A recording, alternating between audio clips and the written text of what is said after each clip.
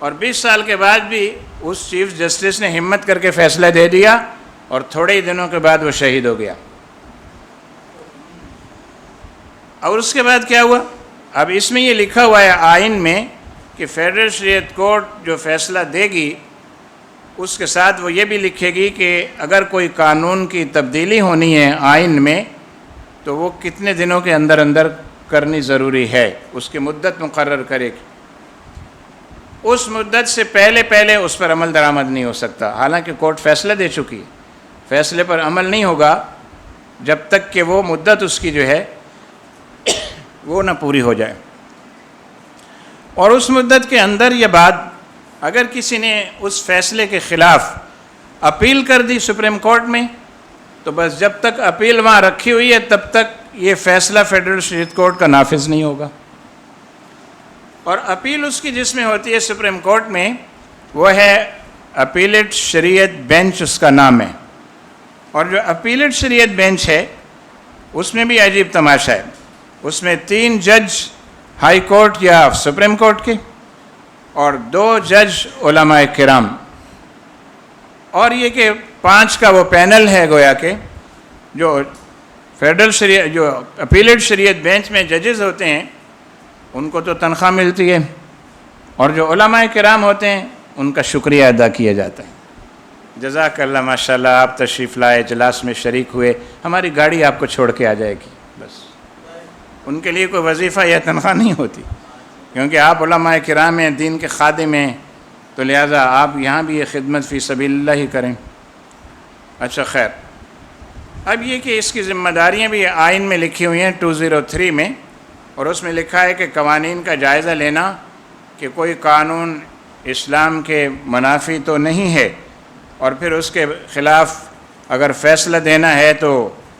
اکثریتی رائے کے ساتھ فیصلہ دیا جائے گا،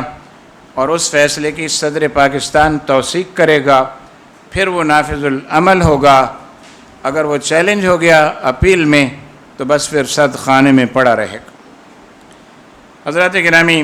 ملک کی تاریخ کا اگر بغور آپ جائزہ لیں تو آئین اور قانون سازی کے اعتبار سے جن ادوار کا میں نے پیچھے ذکر کیا ہے، صرف ایک ہی دور تھا جس میں اسلامی قانون سازی ہوئی، اور وہ 1977 سے لگنے والے مارشل لاء کا دور ہے۔ اور اس مارشل لاء نے لادینیت اور لبرلزم کو شدید جھٹکے لگائے۔ یہ ہم کہیں تو شاید درست نہ ہو، جن کو جھٹکے لگے انہوں نے خود اپنے اسٹیٹمنٹس میں کہا اور اپنی بکس میں لکھا۔ روبیہ مہدی ایک لبرل آزاد خیال وکیل ہیں، انہوں نے جو ہے وہ ایک کتاب لکھی ہے، 1994 میں یہ کتاب چھپی شائع ہوئی، اس نے لکھا ہے No Islamization took place until 1977. Most of it was carried out by one man, general Zia الحق۔ اس نے کہا کہ 1977 کے مارشل لاء کے بعد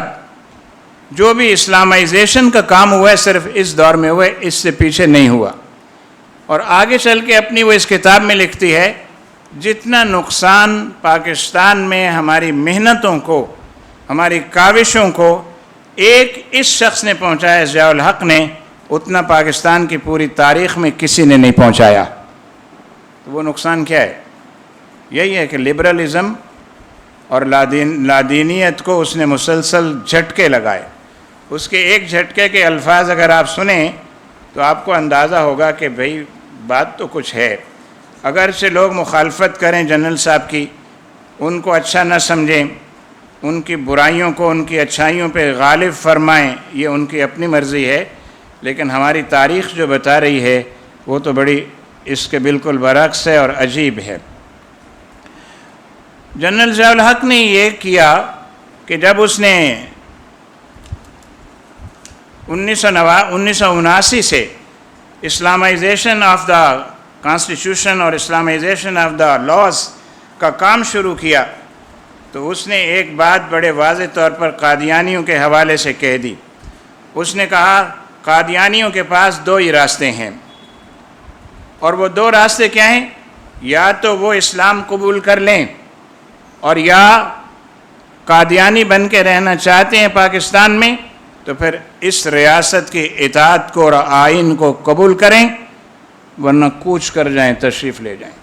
ایسا اسٹیٹمنٹ آج تک کسی صدر پاکستان وزیر اعظم نے نہیں دیا، کسی نے نہیں دیا، بلکہ ہر کوئی قادیانیت نوازی میں ہی لگا رہا، ان کے بارے میں کچھ نہ کچھ نرم گوشہ ہی وہ رکھتا رہا۔ تو حضرات محترم، یہ ہماری آئینی تاریخ ہے جس کا میں نے سرسری سے تذکرہ کیا ہے، زیادہ تفصیل سے تذکرہ نہیں کیا۔ 1977 کا جو مارشل لا ہے اس میں ایک اور بات بھی ہوئی کہ 1949 میں ایک قرارداد مقاصد جو ہے وہ پاس ہوئی تھی۔ اس قرارداد مقاصد میں جتنی باتیں لکھی ہوئی ہیں وہ اسلام کو سپورٹ کرتے ہیں اور پاکستان میں نفاذ اسلام کے عمل کو سپورٹ کرتے ہیں۔ یہ قرارداد مقاصد آئین کے دیباچے میں رکھی ہوئی تھی پیش لفظ میں، لہٰذا وہ آئین کا حصہ نہیں تھی، اس پر عمل درآمد نہیں ہو سکتا تھا۔ اس مارشل لا ایڈمنسٹریٹر نے اور ڈکٹیٹر جسے ہم کہتے ہیں، اس نے یہ کیا کہ اسے آئین کا حصہ بنایا۔ انہوں نے کہا جب تک یہ باہر پڑی ہوئی ہے اس پر عمل ہی نہیں ہو سکتا، اس کو اٹھا کے آئین کے اندر داخل کرو۔ اور آئین میں جب داخل کیا تو آئین کے اس حصے میں اس کو رکھا اور شامل کیا کہ جسے کسی بھی اسمبلی کی 2/3 اکثریت بھی ختم نہیں کر سکتی۔ یہ پچھلا جو دور تھا پاکستان پیپلز پارٹی کی گورنمنٹ کا، اور اس وقت جو ان کے سینٹ کے چیئرمین تھے رضا ربانی صاحب، ان کے زمانے میں ایک موومنٹ آئی، کسی نے موو کیا کہ اسلامی نظریاتی کونسل کو ختم کر دیا جائے، اس کا کوئی فائدہ نہیں ہے، ظاہر نقصان تو ہے، تو لبرلزم کو تو نقصان ہی نقصان ہے اس کا، تو انہوں نے کہا اس کا کوئی فائدہ نہیں ہے، اس کو ختم کر دیا جائے۔ تو اس پہ پیپلز پارٹی والوں نے اور باقی جماعتوں نے پوری تیاری کر لی کہ اس کو ختم کراتے ہیں پھر فیڈرل شریعت کورٹ کو ختم کروا دیں گے۔ تو جب انہوں نے رضا ربانی کے سامنے اس کو پیش کیا، باقاعدہ قرارداد کی صورت میں یہ آئی، تو چیئرمین سینٹ نے اس پہ رولنگ دینا تھی، تو اس نے بڑی شاندار رولنگ دی۔ اس نے کہا جناب علی، اسلامی نظریاتی کونسل، قرارداد مقاصد اور اس طرح کی اور کچھ چیزیں آئین کے اس حصے میں ہیں جس کے بارے میں طے ہے کہ ان کو کبھی ٹچ بھی نہیں کیا جائے گا، لہذا 2/3 اکثریت نہیں، پوری اسمبلی بھی اگر کہے یا سینٹ کہے تو ہم اس کو وہاں سے نکال نہیں سکتے۔ یہ اس کو وہاں کس نے رکھوایا؟ جسے ہم برا کہتے ہیں، ڈکٹیٹر کہتے ہیں، یہ اس نے انتظام کیا، فیڈرل شریعت کورٹ کو بنایا بھی، اسلامی نظریاتی کونسل کو پاورفل بھی کیا، قرارداد پاکستان کو، قرارداد مقاصد کو آئین کے اندر بھی رکھا، آئین کا حصہ بنایا، اور اس کے بعد اسی ڈکٹیٹرشپ کے دور میں آئینی طور پر یہ بھی ہوا کہ اس نے اپنی مجلس شورا سے یہ پاس کروایا کہ ہوائی جہازوں میں جو کھلے عام شراب پیش کی جاتی ہے اس کو بند کر دو۔ تو اب اس کے بعد ہمارے ہوائی جہازوں میں پاکستان کے شراب پیش نہیں کی جاتی، نہ بیچی بھی جا سکتی ہے۔ پھر اس نے کہا کہ جب پرواز روانہ ہوتی ہے تو عرب ملکوں میں ہم دیکھتے ہیں، خاص طور پہ سعودی عرب میں، تو وہاں ایک دعا پڑھی جاتی ہے، تو ہم مسلمان ملک ہیں، ہمارے یہاں دعا کیوں نہیں پڑھی جاتی؟ چنانچہ اس میں دعا کا سلسلہ شروع ہوا، سبحان الذی سخر لنا ھذا وما كنا له مقرنین وَإِنَّا إِلَىٰ رَبِّنَا لَمُنْقَلِبُونَ۔ اور اب تھوڑے عرصے سے بہت خوبصورت بات یہ ہو گئی ہے کہ اس میں جب وہ درود پڑھتا ہے یا پڑھتی ہے خاتون، تو وہ کہتی ہے اللہم صلی علی سیدنا محمد وعلی آل سیدنا محمد خاتم الانبیاء والمرسلین۔ تو یہ میں نے جب پہلی دفعہ سنا جہاز میں تو میں نے کہا واہ صاحب، یہ تو بڑی زبردست بات ہو گئی۔ نظام صلاۃ قائم کیا کیسے؟ انہوں نے یہ حکم جاری کیا تمام سرکاری اداروں میں مساجد بنائی جائیں، تمام ایئرپورٹس کے اندر لاؤنجز میں اور باہر مساجد بنائی جائیں، تعمیر کی جائیں، یا کم از کم اندر نماز کے لیے جگہ جو ہے وہ مختص کی جائے۔ انہوں نے کہا کہ عشر اور زکوٰۃ اسی طرح وصول کیا جائے سرکاری طور پر جیسے حضرت عمر بن عبدالعزیز رضی اللہ تعالی عنہ کے دور میں منظم طریقے سے ہوتا تھا، اور اس کی شروعات سرکار دو عالم صلی اللہ علیہ وسلم نے، اور اس پر اصرار جناب فاروق اعظم رضی اللہ تعالی عنہ نے کیا تھا۔ تو قانون کی شق نمبر 62 اور 63 کا انہوں نے اضافہ کروایا، اور 62-63 میں کیا کہا کہ اسمبلی کے لیے وہ آدمی ایلیجیبل ہوگا جو صادق و امین ہو، جس کے لیے کتنے آدمی شہادت دیں کہ یہ صادق و امین ہے؟ انہوں نے کہا کم سے کم 50 آدمی۔ وہ جب فارم پیش کرتے ہیں نا، نومینیشن فارم، تو اس کے ساتھ انہوں نے کہا کہ 50 آدمی بھی آئیں جو یہ گواہی دیں ہم اس کو جانتے ہیں یہ صادق و امین ہے۔ جھوٹی گواہی دے دیں تو وہ تو ہمارے ملک میں عام رواج ہے نا، ہم اس کے نیگیٹو پرسپیکٹو پہ نہیں جا رہے، لیکن جو چیزیں ہماری آئینی تاریخ کا اور قانونی تاریخ کا حصہ ہیں ان کے بارے میں ہمیں علم ہونا چاہیے۔ اب یہ جو صادق و امین والی شق شامل ہوئی، تو یہ جو پاناما کیس تھا، سب سے زیادہ نقصان اس شق کی وجہ سے اس پاناما کیس میں ہوا لوگوں کو۔ یوسف رضا گیلانی جو گئے وزارت عظمیٰ تھے، تو وہ بھی اسی وجہ سے گئے کہ آپ صادق و امین نہیں رہے۔ اور اس کے علاوہ ہم نے کہا کہ اسمبلی جو مجلس شورا تھی جنرل صاحب کی، جب وہ صدر ہو گئے تو اسمبلی کے فلور پہ کھڑے ہو کے انہوں نے یہ بات کہی، قادیانیوں کے لیے 2 ہی راستے ہیں، یا اسلام قبول کر کے مسلمان ہو جائیں، یا بطور اقلیت پاکستان میں آئین کی تابعداری کرتے ہوئے رہیں۔ اب مسلمان تو یہ ہیں نہیں، آئین کی تابعداری یہ کرتے نہیں ہیں، اور آئین کی پاسداری نہیں کرتے۔ حضرات گرامی، آئین کے پاسدار اور محافظ تو اہل پاکستان ہیں نا، نمبر 1 پہ ان کو کرنی چاہیے، اور عوام کو گائیڈ کرنے کے لیے ایسے رہنما ہونے چاہیے جو بتائیں کہ آئین میں کیا گڑبڑ کی جا رہی ہے، آئین کی پاسداری کا وقت آ گیا ہے، اٹھو اور اس کے خلاف کھڑے ہو جاؤ۔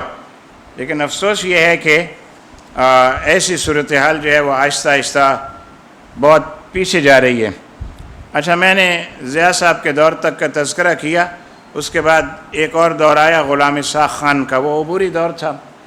پھر اس کے بعد بے نظیر دور آ گیا، پھر اس کے بعد زرداری صاحب کا دور آ گیا، پھر اس کے بعد نواز شریف کا پھر دور آ گیا، پھر اس کے بعد ریاست مدینہ کا دور آ گیا، اور اس کے بعد پھر پی ڈی ایم اے کا دور آ گیا۔ تو ان تمام ادوار میں قانون سازیاں اسلام کے حق میں زیرو ہوئی ہیں۔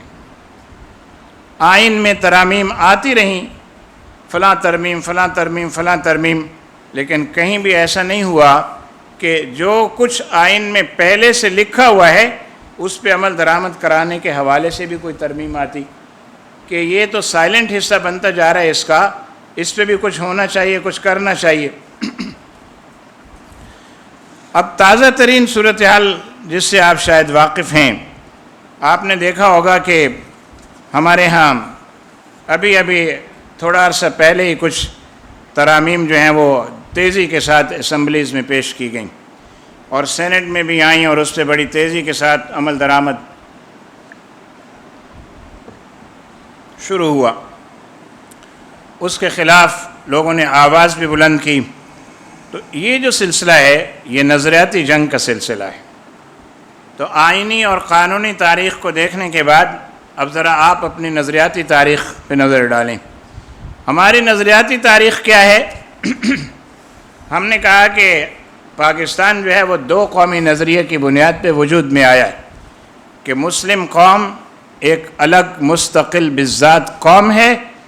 اور ہم ہندوؤں کے ساتھ نہیں رہ سکتے کہ وہ ایک الگ قوم۔ تو 2 قومی نظریے کی بنیاد پہ ایک نظریاتی ریاست وجود میں آئی، لیکن یہ نظریاتی ریاست برداشت کیسے ہو سکتی تھی ان لوگوں سے جو چاہتے ہی نہیں ہیں کہ ان کے زیر اثر بھی ایک ملک ہو، ان کی کالونی بھی ہو، اور اس میں نظریاتی بات کی جائے، اسلام کے نفاذ کی بات کی جائے، نظام مصطفیٰ کی بات کی جائے، چنانچہ 16 اگست 2002 سے 5 نومبر 2004 تک پاکستان میں امریکہ کی ایک سفیر رہی ہیں نینسی جے پال، اور یہ ایسی بدنام زمانہ سفیر ہے کہ جنہیں یہاں تعینات کرتے وقت کچھ ٹاسکس ان کو دیے گئے تھے کہ آپ کو بھیج رہے ہیں، آپ نے یہ کام پاکستان کی حکومت سے جا کے کروانے ہیں۔ اور ان میں کیا تھا؟ نمبر 1، پاکستان کے نصاب تعلیم میں تبدیلی۔ تو آپ نے دیکھا کہ 2002 سے 2004 کے دوران بڑی تیزی کے ساتھ ہمارے نصاب تبدیل ہونا شروع ہوئے، اور اس میں سے بہت سارے ابواب اور چیپٹرز نکال دیے گئے جو اسلامی تاریخ بیان کرتے تھے، جو غزوات بیان کرتے تھے، جو مجاہدین کی باتیں بیان کرتے تھے، جو مسلمانوں کو ایک نظریاتی مسلمان بناتے تھے۔ تیزی کے ساتھ یہ سلسلہ جاری ہوا اور نصاب میں بڑی بڑی تبدیلیاں آ گئیں۔ اب آپ کہہ سکتے ہیں کہ ایک سفیر کیا کر سکتی ہے، لیکن میں آپ کو اگلی شہادت جب پیش کروں گا تو آپ کو یقین آ جائے گا کہ ایسا ہی ہوا ہوگا۔ 5 فروری 2005 کو آن دا ریکارڈ یہ بات ہے، 5 فروری 2005 کو امریکہ کے صدر بش نے، سابق صدر، فخریہ انداز میں کہا کہ پاکستان کا نصاب تعلیم میرے کہنے پر تبدیل کیا گیا، میں نے بھیجا تھا اس کام کے لیے۔ اب آپ کو یقین آ گیا کہ نصاب میں جو تبدیلی ہو رہی تھی وہ ایک سفیر اس کی سفارتکار کے طور پر ہمارے لوگوں سے مل کے رشوتیں دے کے، پیسے دے کے، اپنے حق میں رام کر کے، اسمبلی کے لوگوں کو بھاری بھرکم بریف کیس پیش کر کے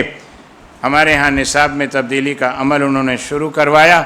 اور وہ ہوتا رہا، اور ہم اپنے مدارس کو اور دوسری چیزوں کو دیکھتے رہے، اور نصاب جو ہے وہ بدل گیا۔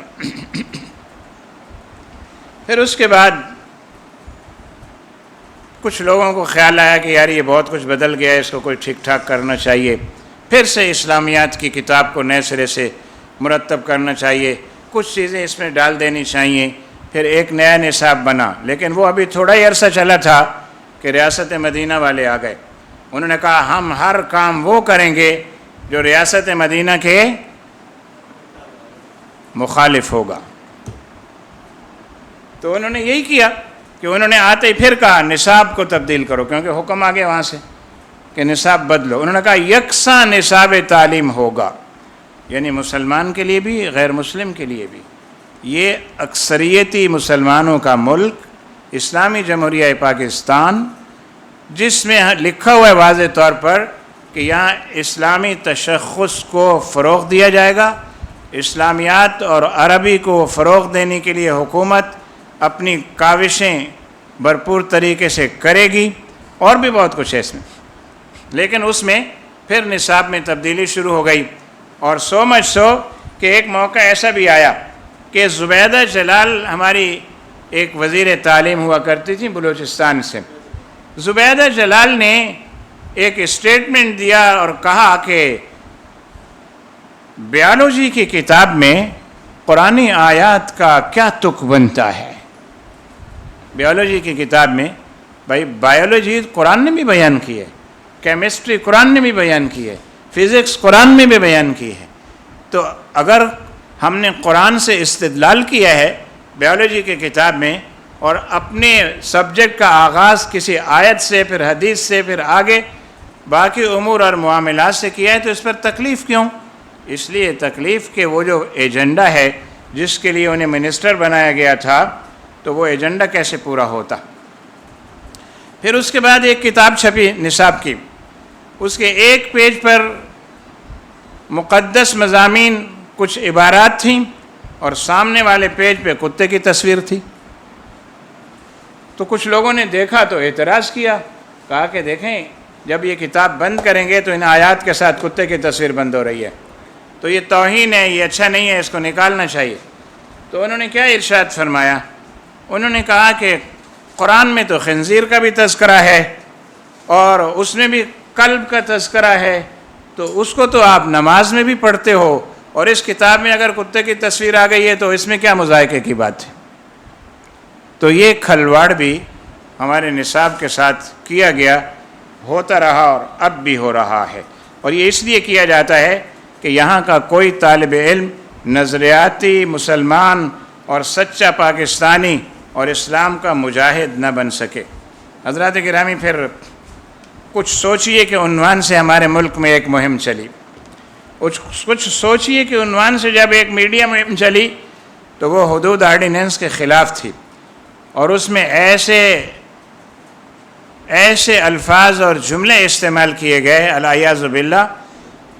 ان میں سے ایک وہ سلوگن ہے جو اسلام آباد میں میرا جسم میری مرضی کا جلوس نکالنے والی خواتین نے بھی پرنٹڈ اٹھا رکھا تھا۔ اس میں کیا تھا؟ اس میں لکھا تھا میری عمر 14 برس تھی اور وہ 50 سال کا تھا۔ اشارہ سمجھتے ہیں کس طرف؟ اشارہ سمجھتے ہیں؟ یعنی یہ میرے ساتھ ظلم ہوا، یعنی بچیوں کی طرف سے، خواتین کی طرف سے یہ کہا جا رہا ہے ہم خواتین کے ساتھ یہ ظلم ہوا، یعنی میں اس وقت یہ خاتون 14-15 سال کی تھی اور وہ 50 سال کا تھا۔ تو یہ دور بھی ہمارے ملک میں دیکھا اور ہم پھر بھی آنکھیں بند کیے بیٹھے رہے۔ کوئی مہم جو ہم نے چلائی ہو اس جلوس نکالنے والوں کے خلاف جو ہر سال اب نکالتے ہیں، اگر پہلے ہی سال کوئی مہم چلتی، گربہ کشتن روز اول ہو جاتا تو ان کو پھر آئندہ جرأت اور ہمت نہ ہوتی، لیکن اب ہر سال جلوس نکلتا ہے اور ہر سال صحابہ کرام پر، خود رسول مقبول صلی اللہ علیہ وسلم پر اور ہمارے دین پر ایسی مغلظات بکی جاتی ہیں کہ الامام والحفیظ، اور ہم یعنی ہمارے مدارس، ہماری مساجد، ہمارے دور الافتاء اور ہمارے اور بہت سارے ادارے بس خاموش اپنا کام کرتے چلے جا رہے ہیں، کہتے ہیں یہی ہم سے ہو جائے تو بڑی بات ہے۔ باقی اس طرح کے جو کام ہیں وہ نورانی میاں کیا کرتے تھے، وہ چلے گئے دنیا سے، اب ہم کیا کر سکتے ہیں سوائے فاتحہ پڑھنے کے۔ حضرات گرامی، حدود آرڈیننس جو لایا گیا تھا اس میں زنا کے خلاف مؤثر اقدامات تجویز تھے، سزائیں تجویز تھیں، اور ضیاء الحق صاحب نے اسے نافذ بھی کیا اپنے دور میں، اور کوڑے بھی لوگوں کو لگنا شروع ہوئے، لیکن جلد اس کے خلاف احتجاج ہوا، اور بے نظیر بھٹو کا بیان اس دور کا ریکارڈ پر ہے۔ اس نے کہا یہ ظلم و بربریت اور وحشت پر مبنی قوانین جن کو جنرل صاحب نے پاکستان میں نافذ کر دیا ہے، یہ پوری دنیا میں کبھی کہیں نافذ نہیں رہے۔ کہا کوڑے تو کبھی لگے ہی نہیں کہیں پر۔ 2006 میں اس حدود آرڈیننس کو ختم کرنے کے لیے ایک بل لایا گیا جسے حقوق نسواں بل کہا گیا، اور زنا کاری کو تحفظ فراہم کرنے کا یہ سبب بنا۔ میں اس کمیٹی میں شامل تھا، 17 رکنی کمیٹی میں، جو حدود آرڈیننس پہ نظر ثانی کرنے کے لیے گورنمنٹ نے بنائی تھی۔ تو اس کا کوئٹہ میں اجلاس تھا، تو کوئٹہ کے اجلاس میں جو خواتین اس کے اندر ممبر تھیں، اراکین تھیں، وکلاء تھیں، ان میں سے جسٹس ماجدہ رضوی صاحبہ بھی تھیں، اس میں وہ جج تھیں، اور دیگر بھی لوگ تھے، ڈاکٹر فریدہ صاحبہ بھی تھیں اس کی ممبر۔ تو اس میں انہوں نے بڑے واضح طور پہ یہ کہا، الٹرا ماڈرن خواتین نے، کہ اگر کوئی اپنی مرضی سے، پسند سے، کوئی نوجوان، کوئی بچے بچیاں انجوائمنٹ کر لیتے ہیں تو مولویوں کو اس پہ کیا تکلیف ہے؟ اس میں تو رضا ہے نا۔ زنا تو اس کو کہا جاتا ہے جو کسی پر زور زبردستی سے کیا جائے، تو آپ خامخواہ اس کو بھی اس میں شامل کیے ہوئے ہیں، تو اس کو تو ختم کرنا چاہیے۔ تو اب آپ بتائیے اس سے واضح بات اور کیا ہو سکتی ہے کہ حدود آرڈیننس کو ختم کرانے کا مقصد زنا کے دروازے کو کھولنا اور زنا کو عام کرنا تھا، اور اب وہ ہو رہا ہے، اس لیے کہ حقوق نسواں بل پاس ہو گیا۔ اور اس کے بعد سے پہلے یہ ہوتا تھا کہ لوگ پوچھتے تھے حدود آرڈیننس کی وجہ سے، آپ پارک میں گھوم رہے ہیں، آپ کون ہیں؟ میاں بیوی ہیں؟ جی ہاں، لاؤ نکاح نامہ دکھاؤ، تو جیب میں رکھنا پڑتا تھا، وہ دکھاتے تھے، اور اس آرڈیننس کو کور کر دیا، حقوق نسواں بل کے ذریعے سے غیر مؤثر کر دیا۔ تو اب کوئی پوچھتا ہے؟ اب آپ دیکھ رہے ہیں جو صورتحال ہے کہ فیس بک پہ ایک آدمی نے یہاں سے تعلق قائم کیا انڈیا، اور انڈیا کی خاتون آ گئیں اور بغیر نکاح کے اس نوجوان کے ساتھ پاکستان میں گھوم رہی ہیں، میڈیا ان کی تصویریں دکھا رہا ہے، ماشاء اللہ سبحان اللہ، دیکھو جی عشق کی داستان وہاں سے آ گئی، اور جناب اس کے ساتھ گھوم رہے اور نکاح بھی نہیں کیا، یہ بھی بتا رہے ہیں۔ تو ظاہر ہے جب ہم سوئے رہیں گے تو پھر ایسے ہی ہوگا اور قانون سازی زیرو ہو جائے گی۔ ابھی ریسنٹلی کچھ باتیں ہو رہی ہیں، لیکن میں اس کو ختم کرتا ہوں، ٹائم میں دیکھ رہا ہوں سامنے بہت زیادہ